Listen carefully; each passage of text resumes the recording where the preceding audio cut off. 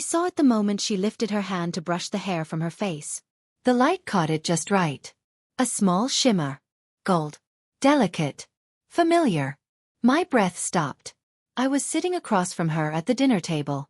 My son was laughing at something his father-in-law had said. The room smelled like roasted chicken and fresh bread. Everything felt warm.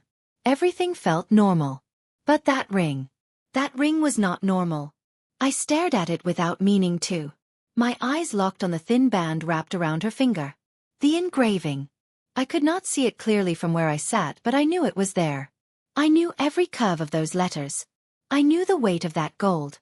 I knew the story it carried. Because it was mine. Not mine in the sense that I had given it to her. Not mine because I had passed it down with love and ceremony. Mine because I had never let it go. I felt my heart begin to pound. Slow at first. Then faster. My hands were resting on my lap and I pressed them together to keep them still. I did not want anyone to notice. I did not want to cause a scene. Not yet. Not until I understood what I was seeing. She laughed at something someone said. Her hand moved again. The ring glinted. I looked away quickly. I picked up my fork. I pretended to focus on the food in front of me. But I could not taste anything. My mind was racing. How did she get that ring? Where did she find it? And why was she wearing it like it had always been hers? I glanced at my son. He was smiling. Relaxed. He had no idea what I was feeling. Or maybe he did. Maybe that was why he was not looking at me. I wanted to ask right then and there. I wanted to reach across the table and say her name. Say it calmly. Say it clearly. And ask her where that ring came from. But I did not. Because something in my gut told me this was not an accident. This was not a misunderstanding. This was something else. Something deliberate. I stayed quiet. I finished my meal. I smiled when I was supposed to smile. I nodded when I was supposed to nod. But inside I was unraveling. That ring had been in my jewelry box for years. Tucked away in a small velvet pouch. Hidden beneath other pieces I wore more often. It was not something I displayed. It was not something I talked about. It was private. It was sacred. And now it was on her hand. After dinner I helped clear the plates. I moved through the kitchen like I always did. I washed dishes. I wiped counters. I listened to the chatter around me. But I was not really there. I kept replaying the image in my mind. Her hand. The ring. The way she wore it so casually. Like it meant nothing. Like it had no history. But it did. God, it did. I dried my hands on a towel and excused myself. I said I needed to use the restroom. No one questioned it. No one followed me. I walked down the hallway and into my bedroom. I closed the door behind me. I stood there for a moment just breathing. Then I went to my dresser. I opened the top drawer. My jewelry box sat in the corner where it always did. I lifted the lid slowly. My hands were shaking now. I moved aside the necklaces. The bracelets. The earrings I had not worn in months. And then I reached for the small velvet pouch. It was still there. I pulled it out. I held it in my palm. It felt too light. I opened it. Empty. I stared at the inside of that pouch for what felt like an eternity. My chest tightened. My throat closed. It was gone. The ring was gone. I sat down on the edge of my bed. I did not cry. I did not scream. I just sat there holding that empty pouch in my hands. I thought about the last time I had seen it. Months ago. Maybe longer. I had opened the box to put away a pair of earrings and I had seen the pouch sitting there. I had not opened it. I had not checked inside. I had just assumed it was still there. Why would I think otherwise? This was my home. My room. My things. Who takes something from a mother's jewelry box without asking? I thought about her again. Her smile. Her laughter. The way she wore that ring like it had always belonged to her. And I felt something cold settle in my chest. Not anger. Not yet. Just realization. She had taken it. I did not know when. I did not know how. But she had taken it. And my son must have known. I stood up slowly. I put the pouch back in the box. I closed the drawer. I looked at myself in the mirror. My face looked the same. Composed. But my eyes told a different story. I returned to the living room. Everyone was still talking. Still laughing. My son was sitting on the couch next to her. Her hand was resting on his knee. The ring was still there. I sat down in my chair. I picked up my tea. I sipped it slowly. And I watched. I watched the way she moved. The way she spoke. The way she touched things that did not belong to her. I watched my son. The way he smiled at her. The way he ignored me. And I realized something important. This was not just about a ring. This was about respect. About boundaries. About what happens when someone believes they are entitled to take what they want without asking. I did not say anything that night. I did not accuse. I did not confront. I just stayed quiet. Because I needed to understand the full picture before I acted. I needed to know if this was the only thing she had taken. Or if there were other secrets hiding in plain sight. The evening ended like it always did. Hugs. Goodbyes. Promises to see each other soon. She hugged me last. Her arms wrapped around me briefly. I smelled her perfume. Felt the cold metal of the ring press against my back. I smiled. I told her it was lovely to see her. And I meant it. Because I wanted her to feel safe. I wanted her to believe I had not noticed. I wanted her to keep wearing it. So I could decide what to do next. After they left, I stood in the doorway and watched their car pull away. The taillights disappeared down the street. I closed the door. I locked it. And I went back to my bedroom. I opened the drawer again. I stared at that empty pouch. And I made a decision. I would not let this go. Not because of the ring itself. Not because of its value. But because of what it represented. My history. My marriage. My grief. And no one had the right to take that from me. Not without asking. Not without permission. Not without consequences. I sat on my bed and I thought about my late husband. About the day he gave me that ring. About the words he said. About the promises we made. And I felt something shift inside me. This was not just about getting the ring back. This was about standing up for myself.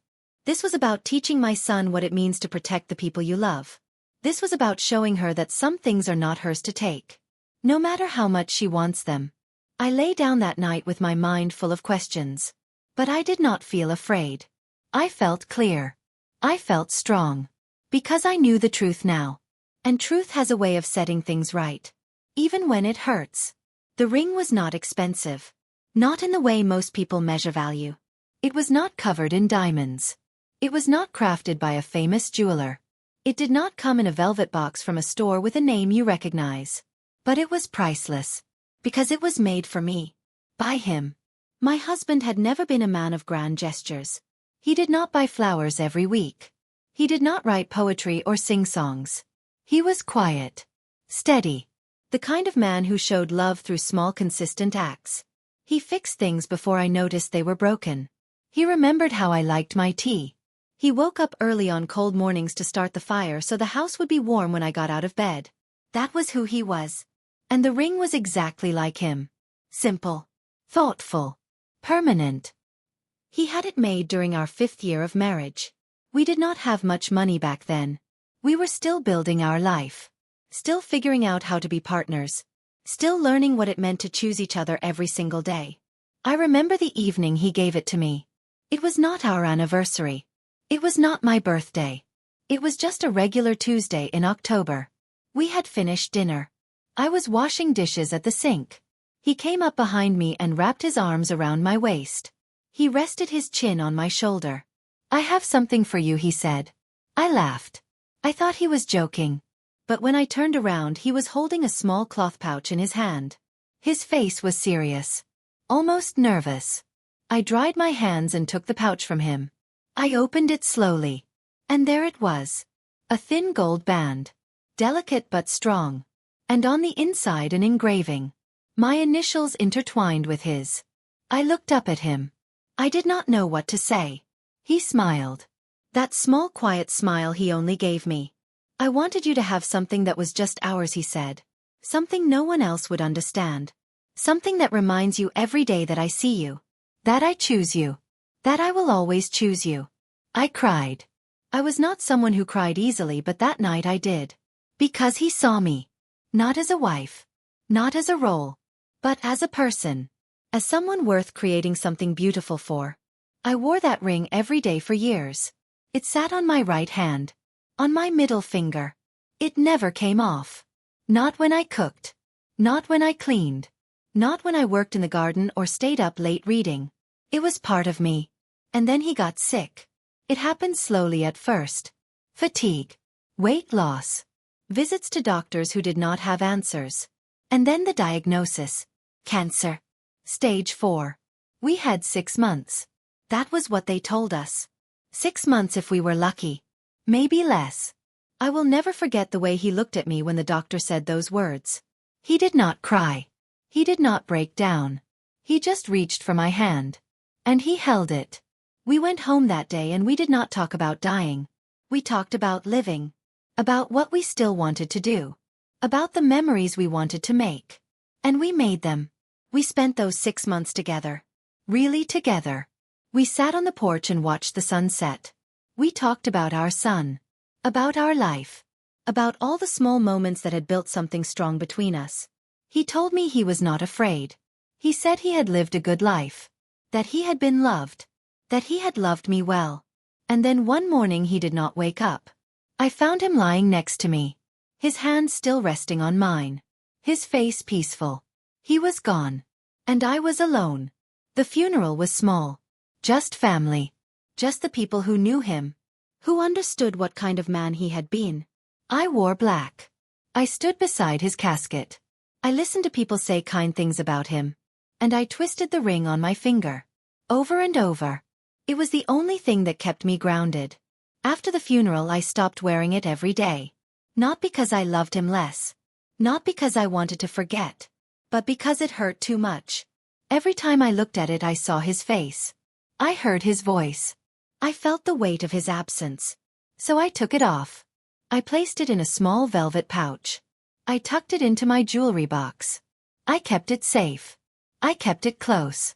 But I did not wear it. Years passed. Our son grew up. He graduated. He started his career. He met someone. He fell in love. I was happy for him. I liked her at first. She was polite. She smiled easily. She asked questions about my life. About my husband. About the things I cared about.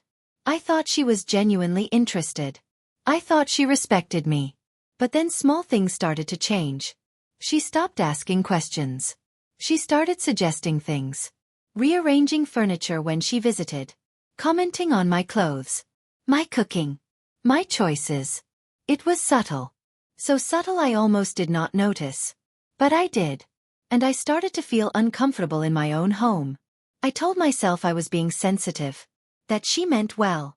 That I should be grateful my son had found someone who cared about the details. But deep down I knew. She was not trying to help. She was trying to take over. And my son let her. He stopped defending me when she made comments. He stopped checking in to see how I felt. He stopped seeing me as someone who needed protecting. He started seeing me as an obstacle. I felt it. I felt the distance growing. I felt the shift. But I did not say anything. I told myself it was normal. That sons grow up. That they build their own lives. That mothers have to learn to step back. But stepping back did not mean disappearing. It did not mean letting someone take what was not theirs. I thought about the ring often. I thought about what it represented. The love I had. The life I built. The man I lost. And I felt protective of it. It was one of the few things I had left that was truly mine. So I kept it hidden. I did not tell anyone where it was. I did not show it to anyone. It was my secret. My reminder. My connection to a life that felt more real than the one I was living now. And then one day it was gone. I did not notice right away. I had not opened that pouch in months. Maybe longer. But when I finally did. When I finally reached for it after seeing her wearing it at that dinner. It was empty. And I knew. She had been in my room. In my drawer. In my jewelry box. She had taken it. Not borrowed. Not asked. Taken. And my son had either helped her or he had said nothing. Either way he had betrayed me. I sat with that realization for a long time. I thought about my husband. About what he would say if he were still here. He would tell me to speak up. To stand firm. To not let anyone take what was mine. He would tell me that love does not mean silence. It means truth. And I owed it to him. To myself. To our history. To get that ring back. Not because I needed it to remember him. I would never forget him. But because some things are sacred. Some things cannot be replaced. And some people need to learn that you cannot take what does not belong to you. No matter how much you want it. I decided to wait. Not because I was afraid. Not because I did not know what to do. But because I wanted to see how far this would go. I wanted to see if she would confess. If my son would notice. If either of them would say something. I wanted to give them a chance to do the right thing. So I stayed quiet. A week passed. Then 2. I saw them again at a family lunch. It was a Sunday. The kind of Sunday where everyone gathers and pretends everything is fine. She was wearing the ring again. I noticed it the moment she walked in. She did not try to hide it. She wore it proudly. Like it had always been hers. I watched her move around the kitchen. She helped set the table. She poured drinks. She laughed at jokes. And the whole time that ring sat on her finger. I waited until we were alone. She was standing by the counter slicing bread. I walked over and stood beside her. "That is a beautiful ring," I said. My voice was calm. Friendly even. She looked down at her hand. She smiled. "Thank you," she said. "I have had it for a while now." A while. I let that word sit between us. "Where did you get it?" I asked. She hesitated. Just for a second. But I saw it. "Oh," she said. "It was a gift." "From who?" She laughed. A nervous laugh. I do not remember exactly. It was a long time ago. A long time ago. But I had seen that ring in my jewelry box just months before. I smiled. I nodded. "It looks lovely on you," I said. She relaxed. She thought I believed her. "Thank you," she said again. And she went back to slicing bread. I walked away. I did not push. I did not accuse. I just planted the seed. Now she knew I had noticed. Now she knew I was paying attention. And now she would have to decide what to do next. I sat down at the table and watched her from across the room. She was talking to my son. Her hand rested on his arm. He glanced at me once. Just once. And then he looked away. He knew. I could see it in his face. In the way he avoided my eyes. In the way he tensed when I walked into the room. He knew she had taken it. And he had said nothing. That hurt more than the missing ring. The betrayal was not just hers. It was his too. After lunch I asked him to help me with something in the garage. I said I needed to move a box. Something heavy. He followed me outside. We stood in the garage surrounded by old furniture and tools and things I had not touched in years. "I need to ask you something," I said. He crossed his arms. He looked defensive already. "What is it?" "Your wife is wearing a ring that looks exactly like one I used to own." He did not respond. I kept going. "It has my initials engraved on the inside. It was a gift from your father. And it has been missing from my jewelry box for months." He looked at the ground. "I do not know what you are talking about," he said. I stared at him. "You do not know?" He shook his head. "Maybe you misplaced it. Maybe you gave it away and forgot." I felt my chest tighten. "I did not give it away," I said. "And I did not misplace it. It was in my jewelry box. In my bedroom. In my home." He shifted his weight. He still would not look at me. "I do not know, Mom. Maybe it is a different ring. Maybe it just looks similar." I stepped closer. "Look at me," I said. He finally lifted his eyes. "Do you think I do not know my own ring? Do you think I do not remember what your father gave me? Do you think I am confused?" He said nothing. I waited. And then he sighed. "She liked it okay. She saw it one day when she was helping you clean. She thought it was beautiful. She asked if she could wear it. I told her it was fine. I felt the air leave my lungs." "You told her it was fine." He nodded. "I did not think it was a big deal." "You do not wear it anymore." I stared at him. "I do not wear it because it reminds me of your father. Because it hurts. Because it is mine." He looked away again. "I just thought." "You thought what?" "That I would not notice. That I would not care. Mom, it is just a ring. I felt something break inside me. Just a ring. I repeated his words slowly. Your father had that ring made for me. He gave it to me during one of the hardest years of our marriage. He told me it was a symbol of his commitment, of his love, of everything we built together. I paused.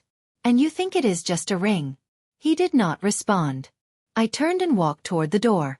Before I left, I looked back at him. I want it back, I said. I do not care how you do it. I do not care what you tell her. But I want it back. And then I left him standing there. I walked back into the house. I grabbed my purse. I told everyone I was not feeling well. I said I needed to go home and rest. No one questioned it. She hugged me at the door. Feel better, she said sweetly. I smiled. I will, I said. And I left. I drove home in silence. My hands gripped the steering wheel so tightly my knuckles turned white. I thought about my son. About the way he had dismissed me. About the way he had chosen her feelings over mine. I thought about my husband. About what he would say. He would be heartbroken. Not because of the ring. But because of what it represented. The loss of respect. The breaking of trust. I pulled into my driveway and sat in the car for a long time. I did not cry. I just breathed. And I thought about what I needed to do next. Because asking nicely had not worked. Confronting quietly had not worked. Now it was time to take a different approach. Now it was time to stop being polite. And start being firm. The place it went missing from. I could not stop thinking about when it happened. The moment she took it. I kept replaying timelines in my head. Trying to remember when I last saw the ring. When I last opened that drawer. When she had been in my house alone. There were so many moments. So many times she had been there without me noticing. She and my son had a key to my house. I had given it to them years ago. For emergencies. For convenience. For moments when I needed help and they were nearby. I trusted them. I trusted him. And that trust had been used against me. I stood in my bedroom staring at the dresser. The jewelry box sat there looking innocent. Like it had done nothing wrong. But it had been violated. Someone had opened it. Rifled through it. Taken something that did not belong to them. I opened the drawer slowly. I looked at the velvet pouch again. Still empty. I tried to remember the last time I had seen the ring inside. It had been months. Maybe 6. Maybe more. I had opened the pouch briefly. Just to look. Just to remember. And then I had put it back. I had not checked it since. I tried to think of all the times she had been in my house over the past year. There were so many. She came over for dinners. For holidays. For casual visits. She helped me rearrange furniture once. She said my living room would look better with the couch on the other wall. She helped me organize my closet another time. She said I had too many clothes I never wore. I had thought she was being helpful. I had thought she cared. But now I wondered. Had she been looking for things? Had she been going through my belongings when I was not watching? I thought about the day she helped me clean out the guest room. I had been sorting through old boxes. Deciding what to keep and what to donate. She had offered to help. I was grateful. It was a big job. I did not want to do it alone. We worked together for hours. I was focused on the closet. She was going through drawers. I remember stepping out of the room at one point to get garbage bags from the kitchen. When I came back, she was standing by my dresser. She smiled at me. Just looking for more things to organize, she said. I had not thought anything of it. But now I wondered. Had that been the moment? Had she opened my jewelry box while I was gone? Had she seen the ring and decided she wanted it? Had she slipped it into her pocket when I was not looking? The thought made me sick. Not because I could not prove it, but because it meant she had planned it. She had not stumbled upon the ring by accident. She had searched for it. She had taken it deliberately. She had known exactly what she was doing. I sat down on the edge of my bed. I felt tired. Not physically, but emotionally. I felt tired of being dismissed. Of being treated like I did not matter. Of being expected to stay quiet while people took what was mine. I had spent my whole life being accommodating. I had raised my son to be kind. To be thoughtful. To respect others. And yet here I was, disrespected in my own home, by my own family. I thought about my husband again. He would not have let this happen. He would have confronted our son immediately. He would have demanded the truth. He would have made it clear that this behavior was unacceptable. But he was not here. And I had to do this alone. I stood up and walked to the window. The sun was setting. The sky was painted in shades of orange and pink. It was beautiful. But I could not enjoy it. My mind was too full. I thought about all the things I had let slide over the years. The comments. The suggestions. The subtle ways she had tried to take control. I had ignored them. I had told myself I was being sensitive. But I was not. I was being disrespected. And I had allowed it. Because I did not want to cause problems. Because I did not want to be the difficult mother-in-law. Because I wanted my son to be happy. But his happiness should not come at the cost of my dignity. I turned away from the window. I walked back to the dresser. I opened the drawer one more time. I picked up the velvet pouch. I held it in my hand and I made a decision. I was not going to let this go. I was not going to pretend it did not matter. I was not going to be quiet anymore. I would get that ring back. And I would make sure they understood what they had done. Not with anger. Not with yelling. But with truth. With clarity. With the kind of strength that comes from knowing your worth. I put the pouch back in the drawer. I closed it gently. And I walked out of the room. I had a plan now. And I was going to follow through. I did not call him. I did not text. I did not demand anything. I just waited. And I watched. I have learned over the years that silence is a powerful tool. People fill silence with their own guilt. With their own fear. With their own truths. And I wanted to see what they would do when I stopped pushing. Days passed. Then a week. My son called once. "Hey Mom," he said. "Just checking in." His voice sounded casual. Too casual. "I am fine," I said. "How are you?" "Good." "Everything is good." There was a pause. I did not fill it. He cleared his throat. "So, about the ring." I stayed quiet. "I am working on it," he said. "I will get it back to you." "Okay," I said. Another pause. "Are you mad?" I thought about that question. Was I mad? Yes. But anger was not what I felt most. I felt disappointed. Hurt. Betrayed. But I did not say that. I just said I am waiting. And then I hung up. I did not give him more words. I did not explain how I felt. I did not make it easier for him. He needed to sit with what he had done. He needed to feel the weight of it. And silence was the only way to make that happen. I spent the next few days thinking. Not obsessing. Not spiraling. Just thinking. I thought about my marriage. About my husband. About the life we built. I thought about the ring and what it meant. But I also thought about something bigger. I thought about respect. About boundaries. About the ways people test you to see what they can get away with. And I realized something important. This was not the first boundary she had crossed. It was just the first one I could not ignore. There had been others. Small ones. Like the time she rearranged my kitchen cabinets without asking. Or the time she suggested I donate half my wardrobe because I dressed too old. Or the time she told me I should sell my house and move into a smaller place because it was too much for me to handle. Each time I had smiled. I had nodded. I had let it go. Because I did not want to be difficult. Because I did not want to create tension. Because I wanted to keep the peace. But peace built on silence is not real peace. It is just delayed conflict. And now the conflict was here. I realized that I had trained them to treat me this way. By not speaking up. By not standing firm. By allowing small disrespects to pile up. I had taught them that I would not fight back. And they had taken full advantage. But that was going to change. I was not going to be silent anymore. Not out of anger.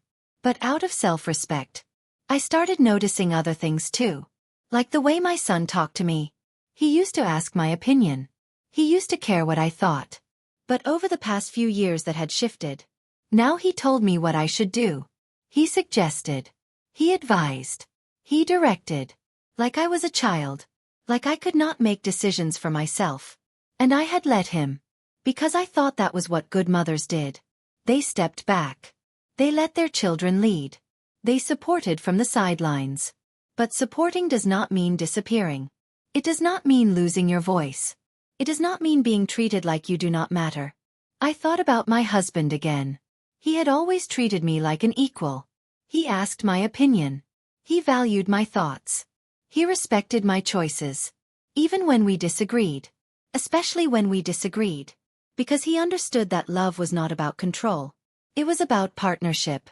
And I deserved that same respect from my son. I sat at my kitchen table one evening with a cup of tea. The house was quiet. I liked the quiet now. It gave me space to think. To feel. To understand what I needed. And what I needed was simple. I needed my ring back. I needed an apology. And I needed them to understand that this could never happen again. Not with the ring. Not with anything. I was not asking for much. I was asking for basic human decency. And if they could not give me that, then I needed to reevaluate what kind of relationship I wanted with them. That thought scared me. But it also felt freeing. Because for the first time in a long time I was putting myself first. I was not thinking about what they needed. I was thinking about what I needed. And I needed to be seen. To be heard. To be respected. I finished my tea and washed the cup. I looked out the window at the dark street. Somewhere out there my son was living his life. Maybe he was thinking about me. Maybe he was not. Maybe he felt guilty. Maybe he felt justified. I did not know. But it did not matter. Because I was clear now. I knew what I wanted. And I was not going to settle for less. 3 weeks after I first saw the ring on her finger, I got a text from my son. Can we come over tomorrow? We need to talk. I stared at the message for a long time. I did not respond right away. I wanted to make him wait. The way I had been waiting. Finally I typed back. What time? He replied immediately. 2 in the afternoon. I did not say anything else. I just sent a thumbs up. The next day I prepared. Not in the way you might think. I did not clean the house obsessively. I did not bake anything. I did not try to create a warm, welcoming atmosphere. I prepared myself mentally. I knew this conversation was going to be difficult. I knew they were going to try to downplay what they had done. I knew they were going to make excuses. And I needed to stay strong. At 2 o'clock exactly I heard a knock on the door. I opened it. They stood there together. My son. His wife. Both of them looking uncomfortable. Come in, I said. They followed me inside. We sat in the living room. Me in my chair. Them on the couch across from me. No one spoke for a moment. Then my son cleared his throat. Ma. We wanted to talk about the ring. I nodded. He glanced at his wife. She was staring at her hands. She wants to apologize, he said. I looked at her. She did not look up. I waited. Finally she lifted her eyes. I am sorry, she said quietly. I should not have taken it. Her voice was small. Regretful. But I did not soften. Why did you take it, I asked. She hesitated. I saw it one day when I was helping you organize. It was so beautiful. I wanted to wear it. You wanted to wear it. She nodded. I leaned forward. So you took it. Without asking.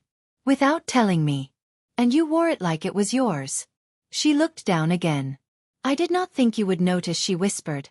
I felt a sharp pain in my chest. You did not think I would notice. She shook her head. You do not wear it anymore. I thought maybe you did not care about it. I stared at her. You thought I did not care about a ring my husband gave me.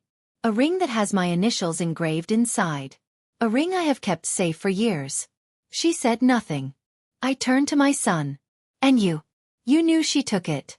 You told me yourself. And you did nothing. He shifted uncomfortably. I thought you would not mind, he said. I thought it was just sitting in a drawer. Just sitting in a drawer. I repeated his words slowly. Do you know why it was in a drawer? He did not answer. Because it hurts to wear it, I said. Because every time I look at it I see your father.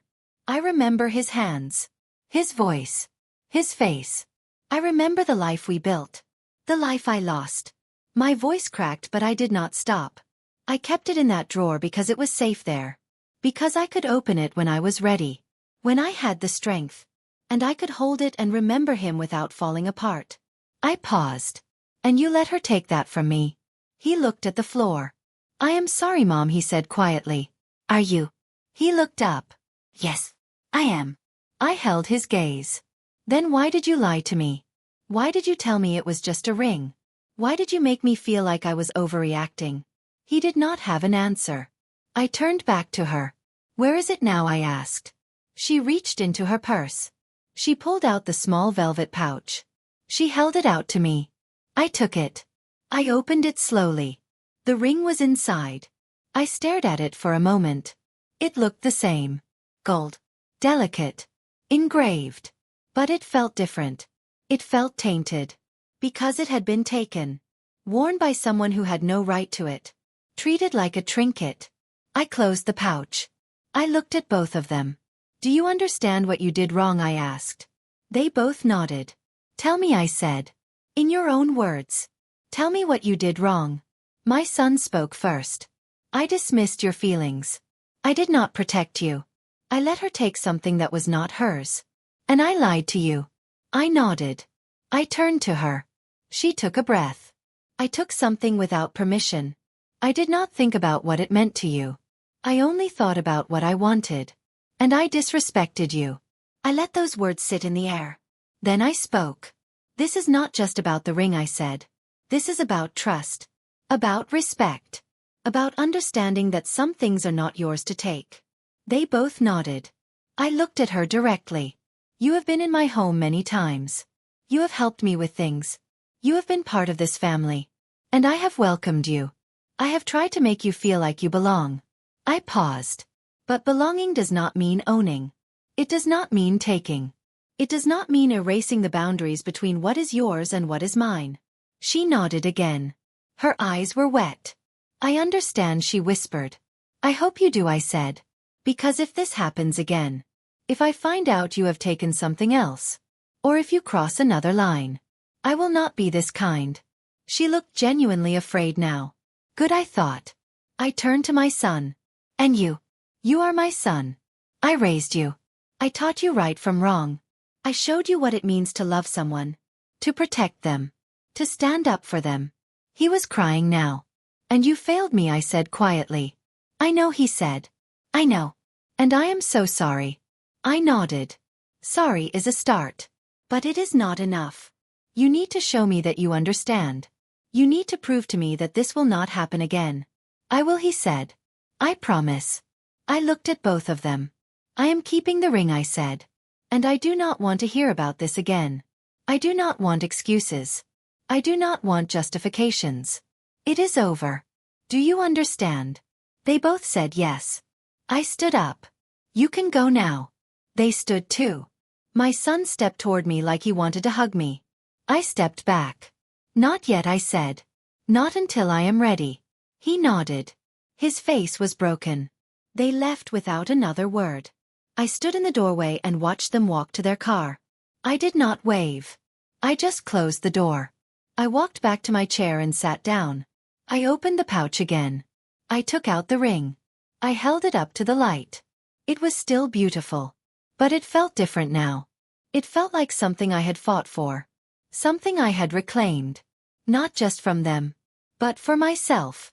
The days after that conversation were quiet. My son did not call. His wife did not text. And I did not reach out. I needed space. They needed space. We all needed time to process what had been said. I spent those days thinking about ownership.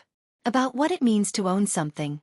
Not just physically, but emotionally. The ring was back in my possession. But it felt different now. It had been touched by someone else. Worn by someone else. Claimed by someone else. And I had to decide if I could still love it the same way. I placed it back in the velvet pouch. I put it back in the jewelry box. But I did not close the drawer right away. I just stared at it. And I thought about my husband. About the life we built. About the love we shared. And I realized something. The ring was not the love. The ring was just a symbol. The love was in the memories. In the moments. In the years we spent choosing each other every single day. And no one could take that. Not her. Not my son. Not anyone. That love was mine. And it always would be. I closed the drawer. I walked to the kitchen and made tea. I sat at the table and looked out the window. The world outside looked the same. But I felt different. I felt lighter. Not because the problem was solved, but because I had stood up for myself. I had spoken my truth. I had set a boundary. I had refused to be walked over. And that felt powerful. A week later my son called. I almost did not answer. But I did. "Hi, Mom," he said. "Hi." There was a pause. "Can I come see you?" I thought about it.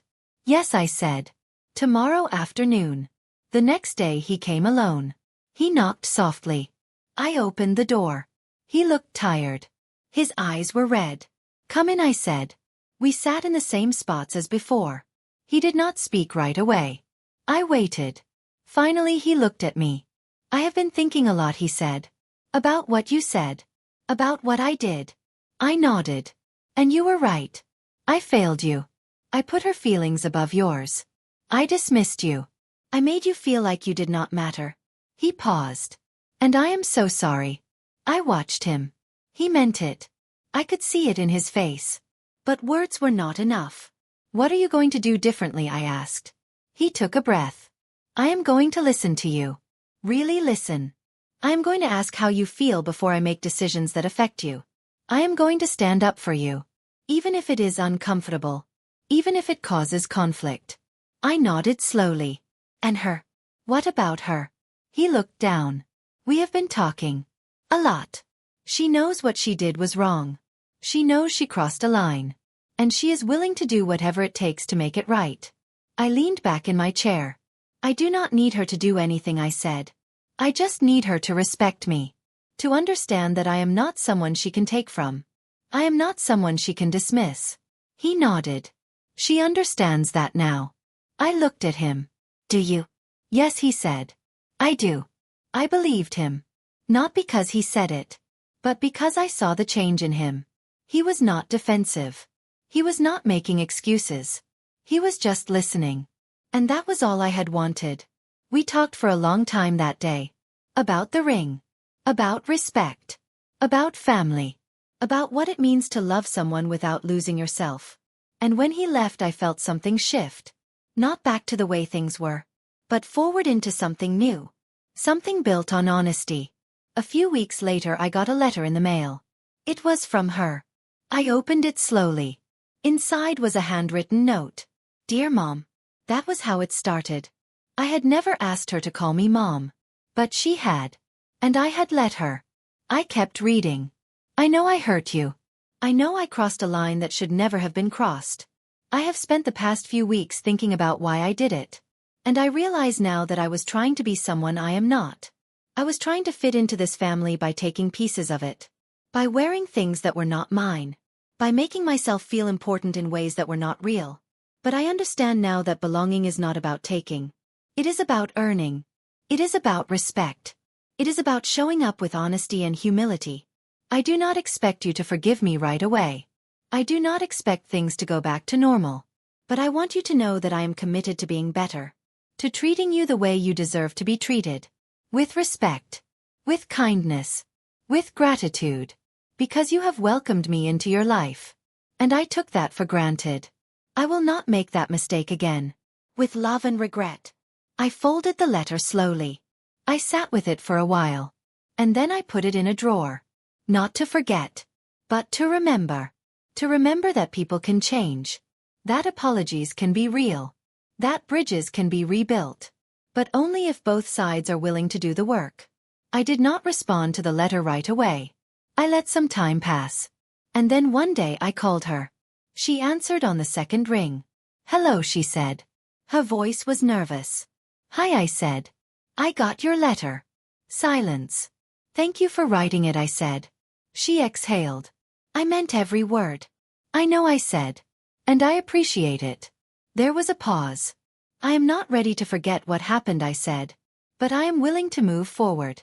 Slowly. "Okay," she said. "Whatever you need." "I need you to respect me," I said. "Not just with words. But with actions. Every single day." "I will," she said. "I promise." And I believed her.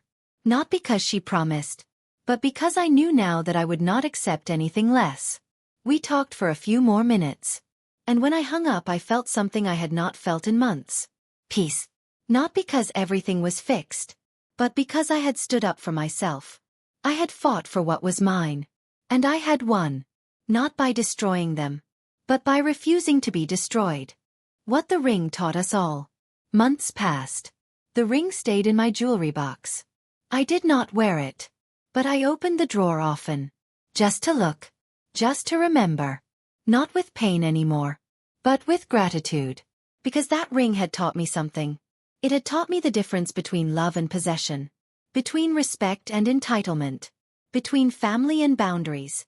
I had spent so many years trying to keep the peace. Trying to be the easy mother. The understanding mother. The mother who never caused problems. But peace built on silence is not peace. It is surrender. And I was done surrendering. My relationship with my son changed after that. It was not perfect. It was not like it used to be. But it was real. We talked more honestly.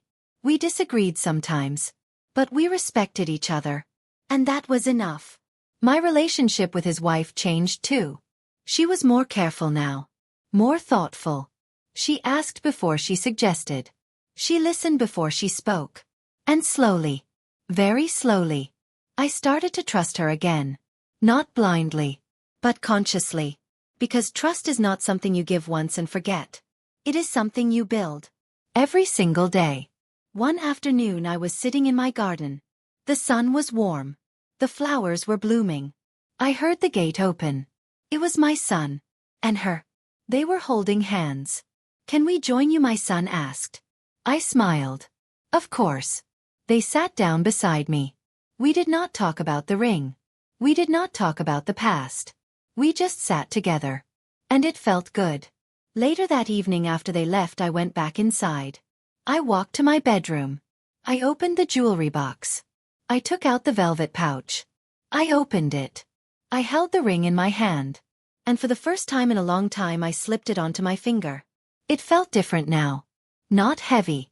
Not painful. Just right. I looked at it in the light. The engraving was still there. My initials intertwined with his. Still beautiful. Still meaningful. But now it meant something more. It meant I had fought for myself. It meant I had not let them take my voice. It meant I had learned to stand firm even when it was hard.